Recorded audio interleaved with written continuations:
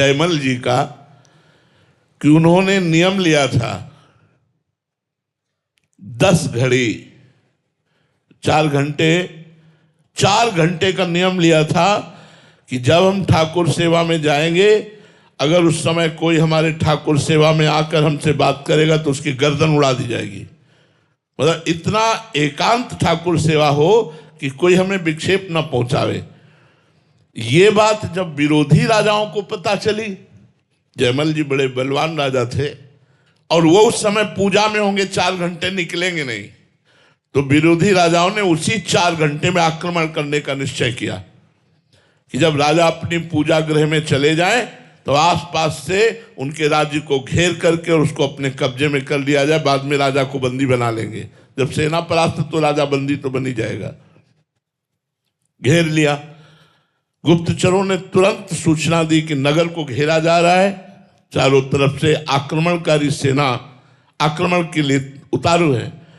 आदेश मिले तो हम उनके साथ युद्ध करें। बिना राजा के आदेश के युद्ध कैसे हो सकता है? अब सेनापति परेशान, सब परेशान कि जो जाएगा पहला होगा कि उसकी गर्दन उतार दी जाएगी। अब उन्होंने अपनी परेशानी राजमाता से कही कि शायद है कि आपके ऊपर वो क्रोध ना करेंगे, आप माता हैं, आप जाकर केवल इतना आदेश ले आइए कि हाँ आक्रमण करो, बस फिर हम देख लेंगे। फिर तो बलवान सेना थी, वो आ गई तो इतनी तन्मयता से ठाकुर सेवा में लगे थे कि उनकी हिम्मत नहीं पड़ रही थी कुछ कहे। काफी समय व्यतीत होने के बाद कहा बेटा, तो उन्होंने पीछे मुड़कर देखा,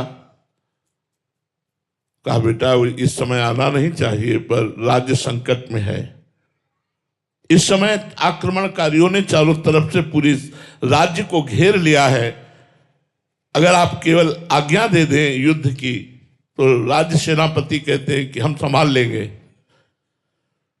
तो उनका सब भगवान अच्छा करते हैं। जिनका राज्य है वही देखेंगे, आप जाओ यहां से।